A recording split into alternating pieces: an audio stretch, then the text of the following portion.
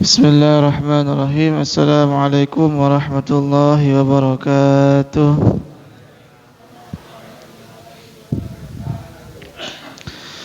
Bismillahirrahmanirrahim. Alhamdulillah. Wassalatu wassalamu ala Rasulillah wa ala alihi wa sahbihi wa man walah. Qala rabbi shrah li sadri wa yassir li amri wahlul 'uqdatam min lisani yafqahu qawli amma ba'd. Fa ya ibadallah usi nafsi wa iyyakum bi taqwallahi faqad fazal muttaqun. Wa la tamutunna illa wa antum muslimun. Faqala ta'ala mudzakiran bidzalik ya ayyuhalladzina amanu taqullaha wa qulu qawlan sadida يصلح لكم أعمالكم ويغفر لكم ذنوبكم ومن يطع الله ورسوله فقد فاز فوزا عظيما. Bapak Ibu rahimakumullah, alhamdulillah kita masih diperjumpakan kembali oleh Allah Subhanahu wa taala dalam majlis ini, sedikit belajar hadis-hadis dari Nabi kita Muhammad sallallahu alaihi wasallam, dan semoga dicatat amal ibadah berpahala di sisi Allah Subhanahu wa taala. Amin. Bapak Ibu rahimakumullah, pada kesempatan kali ini kita masuk di subbab berikutnya, yaitu bab zuhdi wal wara'i. Bab subbab yang menjelaskan tentang zuhud dan wara'. Jadi kita masuk pada hadis-hadis yang akan berkaitan dengan zuhud, termasuk juga wara'. Zuhud dan wara'. Wara', ya. Kata orang Jawa, wira'i katanya. Bener gak orang Jawa bilang gitu ya? Wira'i gitu. Ya wira'i. Wira'i katanya. Orang Jawa itu. Jadi kita akan belajar hadis-hadis tentang zuhud dan wara'. Jadi zuhud itu ya banyak sebetulnya definisi zuhud. Salah satunya zuhud itu didefinisikan sebagai mengosongkan hati dari perkara-perkara dunia. Bukan berarti tidak punya dunia gitu ya. Dia punya dunia, punya harta, tetapi dalam hatinya tidak ada kebanggaan dari harta yang dia miliki. Itu zuhud. Jadi zuhud bisa dimiliki oleh orang kaya, termasuk juga orang miskin. Bahkan kadang miskin pengen kaya tapi nggak kaya-kaya gitu ya. Itu bukan zuhud namanya gitu ya. Ada orang miskin kepengen kaya tapi nggak kaya-kaya, ya bukan zuhud juga gitu ya. Bisa dipahami ya Bu ya. Jadi zuhud bisa dimiliki oleh orang kaya, termasuk juga orang miskin, tergantung dari hatinya. Apakah hatinya dikosongkan dari perkara-perkara dunia? Kalau itu dilakukan, itu masuk kategori zuhud. Atau juga zuhud didefinisikan sebagai tidak menyesali sesuatu yang lepas dari seorang itu. Jadi ketika kita kehilangan sesuatu gitu ya, tidak berlarut-larut kesedihan. Nah, ada atau tidak seperti itu ya? Saya pernah dulu misalnya, pernah ketipu uang 200.000, mau nangis saya itu. Aduh, itu saking apa ya? Saking terpautnya hati kepada dunia gitu ya. Jadi kalau ada orang kehilangan, mungkin udah hartanya dijaga dengan baik misalkan, hartanya masih ketipu, masih hilang, kemudian tidak berlarut-larut kesedihan, itu masuk kategori zuhud. Kenapa? Karena sesuatu yang lepas darinya, sesuatu yang hilang darinya, harta yang awalnya dia miliki kemudian hilang, kemudian lepas, tidak menjadikan dia sedih berlarut-larut. Itu masuk kategori zuhud. Jadi itu beberapa definisi tentang zuhud. Kemudian wara' juga hampir sama sebetulnya Bapak Ibu rahimakumullah. Kalau wara itu biasa didefinisikan, diartikan sebagai meninggalkan sesuatu yang syubhat, abu-abu, nggak jelas halal haramnya. Kemudian sebagai bentuk langkah hati-hati, maka sesuatu yang belum jelas itu ditinggalkan, itu namanya wara. Gitu ya. Atau meninggalkan sesuatu yang masih ragu-ragu, itu juga masuk kategori wara. Nah, dan dua hal inilah kemudian yang insya Allah akan kita bahas dalam hadis-hadis yang akan kita kaji pada kesempatan kali ini. Bapak Ibu rahimakumullah, kita masuk hadis yang pertama. Anin Nu'man bin Bashir radhiyallahu anhuma, dari Nu'man bin Bashir radhiyallahu anhuma qala, beliau berkata, qala sami'tu Rasulullah sallallahu alaihi wasallam yaqul, kata Nu'man bin Bashir, saya pernah mendengar Rasulullah sallallahu alaihi wasallam menyampaikan, berkata atau bersabda. Apa sabda Rasulullah? Innal halala bayyinun wa innal harama bayyinun wa ma bainahuma mushtabihatun la ya'lamuhunna katsirun minan nas. Sebetulnya hadis ini pernah kita sampaikan Bapak Ibu di pengajian hari Rabu sebetulnya ya. Ada hadis Arba'in Nawawi. Kita sempat membahas hadis ini dan ternyata hadis ini muncul lagi di kitab Bulughul Maram gitu ya. Karena sama, pembahasannya sama-sama hadis. Jadi kata Rasulullah, sungguhnya yang halal itu sudah jelas, termasuk juga yang haram sudah jelas. Wa bainahuma mushtabihatun, adapun di antara keduanya antara halal dan haram itu ada mushtabihat, perkara yang syubhat, gak jelas. La ya'lamuhunna katsirun minan nas, yang mana kebanyakan manusia tidak mengetahuinya. Famanittaqa asyubuhati, barang siapa yang meninggalkan perkara syubhat, faqad istabra'a lidinihi wa 'irdihi, maka dia sungguh telah menjaga agamanya, menjaga kehormatannya. Wa man waqa'a fi syubhat, dan barang siapa yang terbiasa bergelut atau masuk dalam perkara-perkara syubhat, waqa'a fil haram, maka sebentar lagi dia akan masuk pada perkara-perkara yang haram. Karra'i yar'a haulal hima, sebagaimana pengembala yang mengembalakan hewan gembalaannya di pagar tanaman. Jadi ada tanaman, kemudian tanaman itu ada pagarnya. Hampir-hampir saja kata Rasulullah, hewan gembalaan itu melompati pagar untuk makan tanaman. Walikulli malikin hima, dan setiap raja kata Rasulullah memiliki daerah terlarang. Maksudnya memiliki larangan. Ala wa inna himallah maharimuhu, sesungguhnya larangan Allah adalah sesuatu yang Allah haramkan.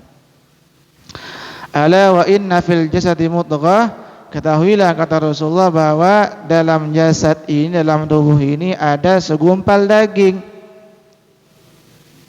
Idza salahat salahal jasadu kullu, jika segumpal daging itu baik, maka akan baik seluruh tubuhnya. Wa idza fasadat fasadal jasadu kullu, ketika segumpal daging itu rusak, maka rusaklah seluruh tubuhnya. Ala wahiyya al-qalbu, al-mudghah itu, segumpal daging itu adalah al-qalbu, yaitu hati. Rawahul Bukhari ya Muslim. Jadi ini hadisnya cukup panjang Bapak Ibu rahimakumullah, berkaitan dengan perilaku wara', yaitu meninggalkan perkara-perkara yang syubhat, apalagi perkara-perkara yang diharamkan Allah Subhanahu wa taala. Jadi Nabi kita Muhammad sallallahu alaihi wasallam menyebutkan sesuatu perkara-perkara yang halal itu sudah jelas dijelaskan oleh Allah dan dijelaskan oleh Rasulullah sallallahu alaihi wasallam. Termasuk perkara yang haram sudah jelas, sudah nampak, diketahui oleh semua orang.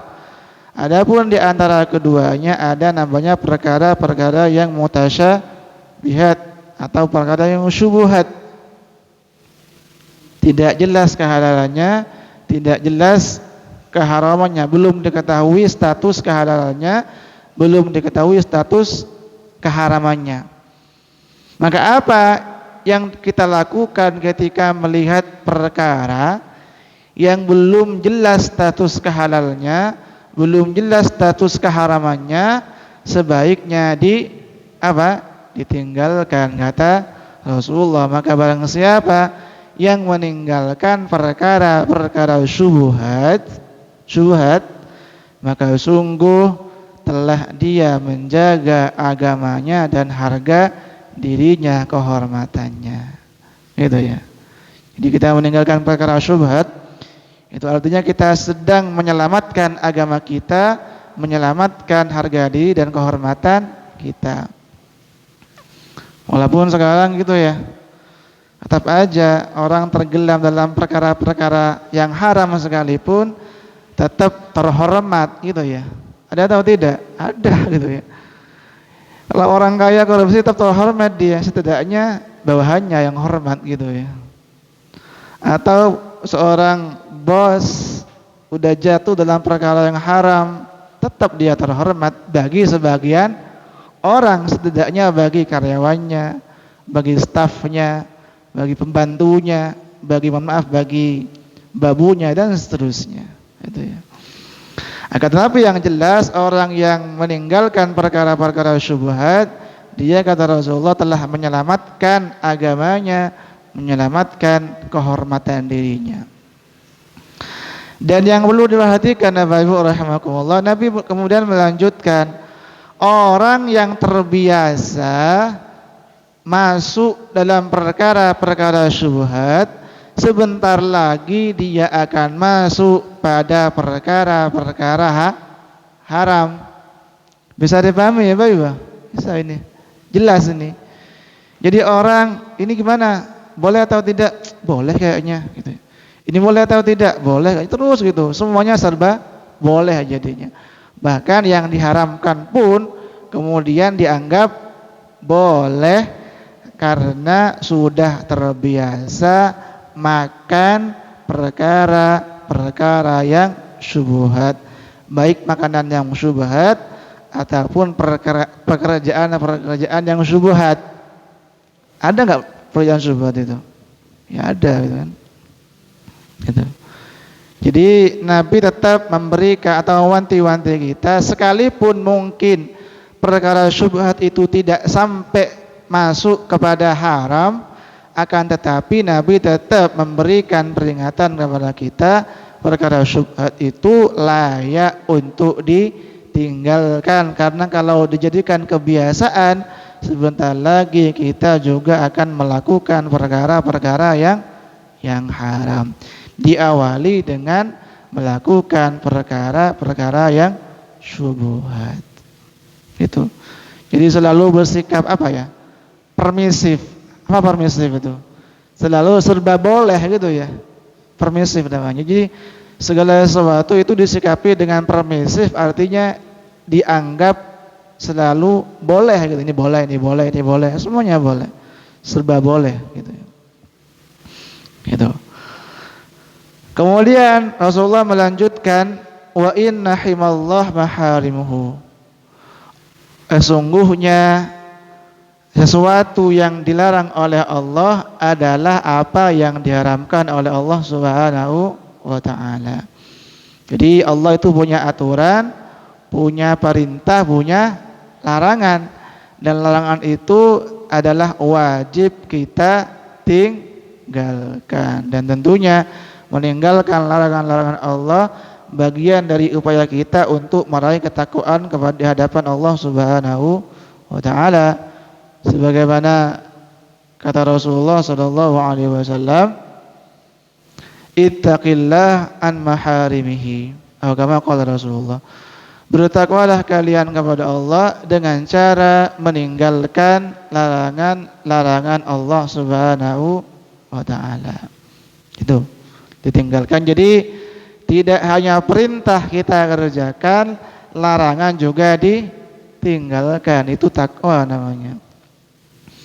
Ada orang perintah dikerjakan, perintah oke, larangan juga oke gitu ya. Puasa iya, haji iya, ya zakat juga iya, korupsi iya juga, gitu semuanya iya. Ada yang enggak sama sekali, gitu ya. Korupsi enggak, minum khamr enggak, puasa juga enggak, gitu. Ada yang ada gitu. Itu ada juga seperti itu gitu ya. Ada lebih parah lagi, perintah ditinggalkan, larangan dikerjakan. Itu paling itu paling kafah itu udah. Itu paling total maksiatnya itu. Yang paling ideal adalah perintah dikerjakan, larangan ditinggalkan. Kemudian Bapak Ibu kita lanjutkan potongan hadisnya, kata Rasulullah bahwa dalam jasad ini ada namanya mudghah, segumpal daging tadi. Yang mana ketika segumpal daging itu baik, maka insya Allah akan berpengaruh kepada seluruh tubuh kita. Sebaliknya ketika segumpal daging itu buruk, jelek, maka akan sangat berpengaruh kepada tindakan-tindakan zahir kita. Apa itu? Yaitu hati. Kalau hati kita baik, kata Rasulullah, maka insya Allah yang akan tampak ke permukaan adalah perkara-perkara yang baik. Sebaliknya ketika hati kita buruk, jelek, busuk, maka yang tampak ke permukaan adalah ya keburukan, kejelekan, dan perkara-perkara yang tidak baik. Itu tergantung dari hati kita. Makanya muncul makalah peribahasa Arab gitu ya. Disebutkan al-zahiru yadullu 'alal batin. Sesuatu yang nampak itu menunjukkan sesuatu yang ada di dalam. Pernah mungkin kami sampaikan, kalau dalam caret itu isinya kopi, kalau dituang keluar apa? Ya kopi lah gitu ya. Kalau dalam caret isinya comberan, yang keluar apa? Kopi atau teh atau comberan? Ya comberan. Kenapa? Karena tergantung apa yang ada di dalam. Hatinya baik, insya Allah perkataan yang keluar adalah perkataan yang baik, tingkah laku yang dilakukan adalah tingkah laku yang baik. Sebaliknya ketika hatinya buruk, busuk, maka kelakuan dia adalah perkara-perkara yang tidak baik. Kata-kata yang keluar dari dia adalah kata-kata kotor. Dan sebetulnya ketika orang mengucapkan perkara-perkara kotor, sebetulnya dia ingin menjelaskan tentang hatinya gitu ya. Ini loh hati saya. Yang keluar perkataan kotor, maka sebetulnya dia ingin menampakkan ini loh hati saya kotor.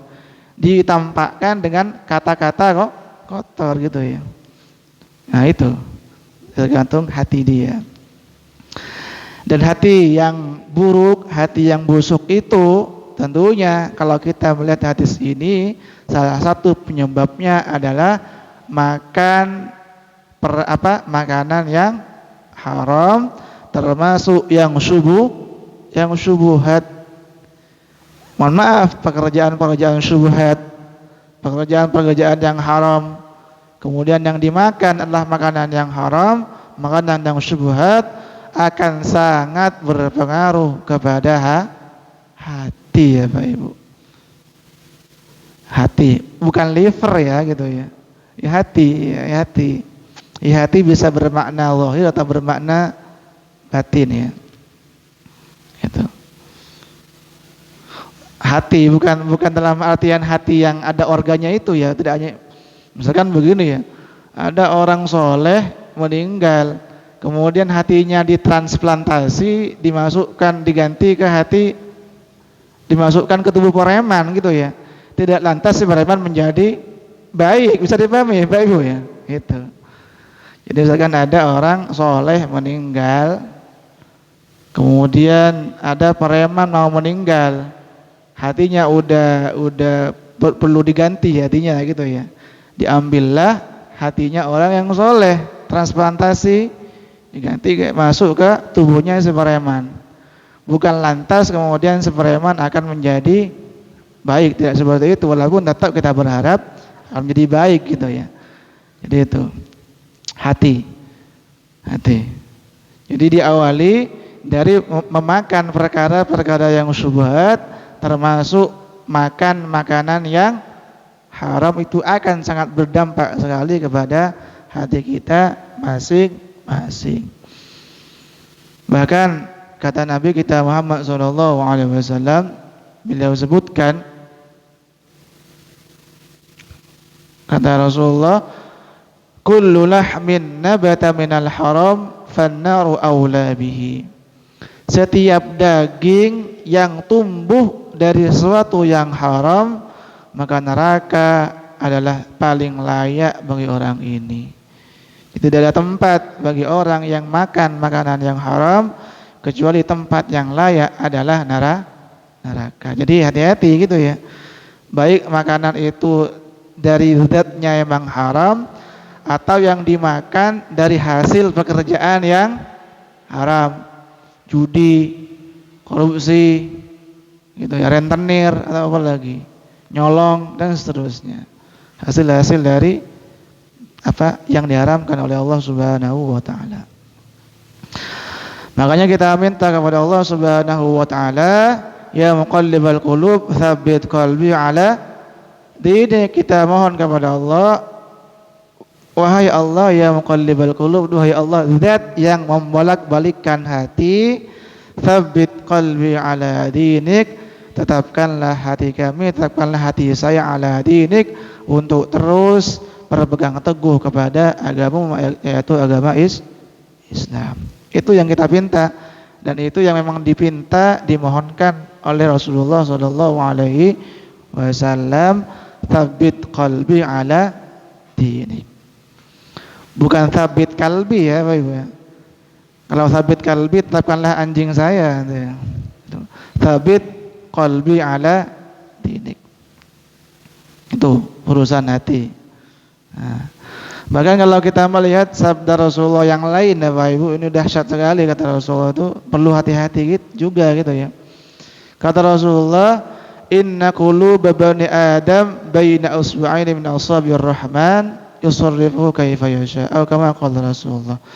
Sesungguhnya hati Bani Adam, hati manusia itu berada dalam genggaman Allah Subhanahu wa ta'ala, yang Allah membolak-balikkan hati itu sesuai dengan apa yang Allah kehendaki.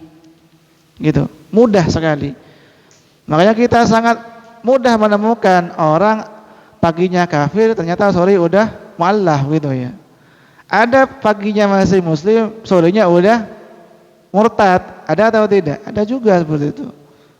Ada paginya masih bahagia, siangnya udah nangis. Ada atau tidak? Ada. Ada paginya sedih, siangnya udah bahagia. Kalau pengen tahu bagaimana Allah itu membolak-balik hati seseorang, nonton supporter bola gitu ya, atau pelatih sepak bola tiba-tiba senang gitu ya karena masuk gol gitu ya. Tiba-tiba kebobolan sedih gitu ya. Itu ekspresi kemudian berubah seketika gitu ya. Hati seseorang itu mudah berubah. Pernah nonton tahu tidak supporter bola ini? Itu mudah berubah ekspresi seseorang. Itu atas izin Allah Subhanahu wa ta'ala. Nah ini. Kemudian Bapak Ibu rahimakumullah, lah, dan hati itu bahasa Arabnya kolbun ya. Kalau jawabannya kulub, bukan kulub bahasa Jawa ya. Kalau kulub apa itu? Kulub ya, apa kulub itu jawabnya? Kolbun, kalau Jawanya kulub. Nah itu. Kata orang Arab itu, ma summiyal qalbu illa fi taqallubihi. Hati itu bahasa Arabnya qalbun. Kenapa? Karena hati itu mudah balik. Jadi qalbun itu bisa bermakna hati atau bisa bermakna bolak balik gitu ya. Nah itu. Ma summiyal qalbu illa fi taqallubihi. Hati tidak dikatakan qalb, tidak dinamai qalbun. Kenapa dinamai qalbun? Karena mudah berbolak balik. Dan semoga kita istiqamah Bapak Ibu ya. Sabit qalban ladinik tadi.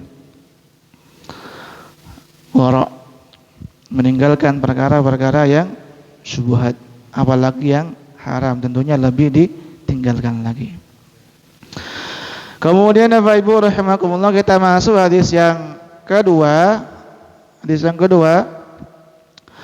Wa an Abi Hurairah radhiyallahu anhu qala, dari Abu Hurairah radhiyallahu anhu qala, beliau berkata, qala Rasulullah sallallahu alaihi wasallam, satu ketika Rasulullah sallallahu alaihi wasallam pernah bersabda, ta'isa 'abdud dinar wad dirham wal qatifah.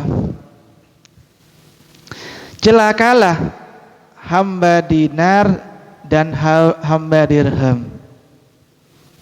Maksudnya hamba dunia, Bapak Ibu ya. Jadi celakalah hamba arto, kalau nama Jawa ya, hamba arto. Dinar, hamba uang. Celakalah hamba dinar. Dinar itu kan mata uang ya. Dan hamba dirham.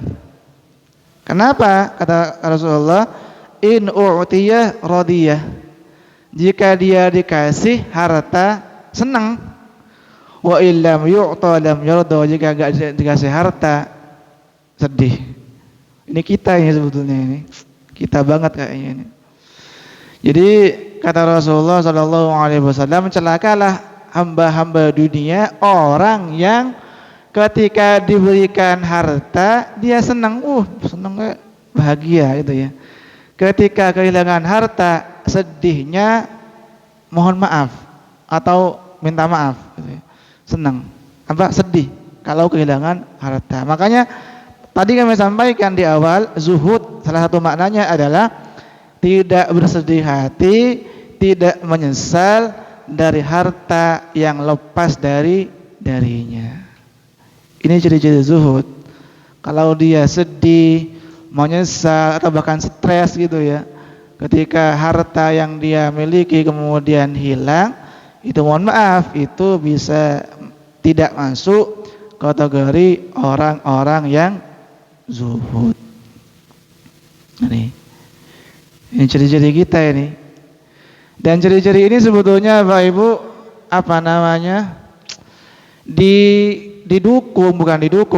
juga didasari kepada firman Allah Subhanahu wa taala.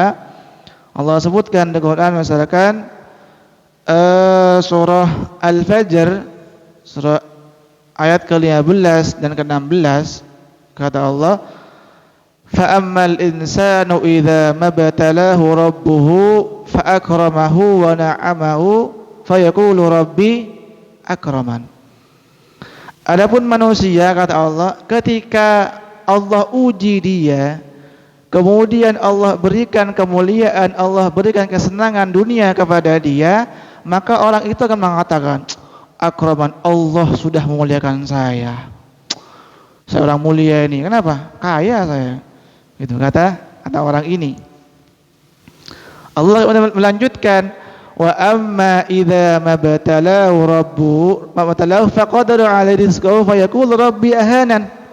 Ketika ada orang yang kemudian rezekinya dibatasi oleh Allah, terseretlah rezekinya gitu ya, maka orang ini bilang, ya Allah, kok saya dihinakan gitu ya.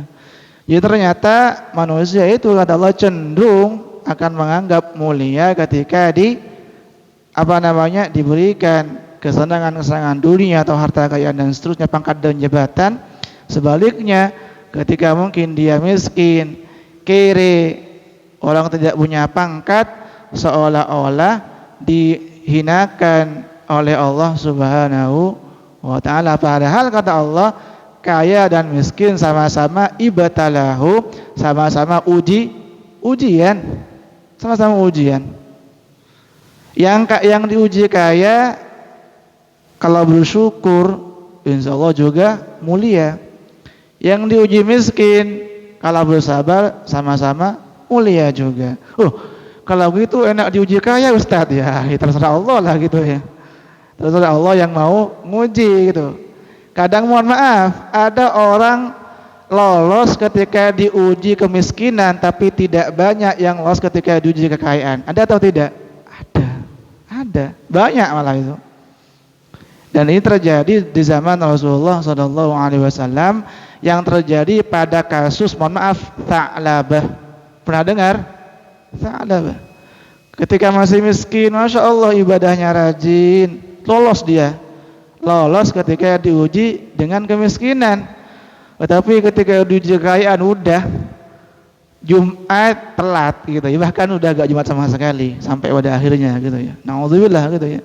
Artinya Allah lah yang paling tahu tentang kondisi kita, akan tetapi baik kaya ataupun miskin semuanya ujian dari Allah. Orang kaya pun bisa mendapatkan derajat takwa di sisi Allah kalau bersyukur. Orang miskin pun juga bisa meraih pangkat takwa di hadapan Allah kalau bersabar. Karena apa? Karena semuanya adalah ujian. Udah Syekh Iqbal ya? Udah pun juga ya.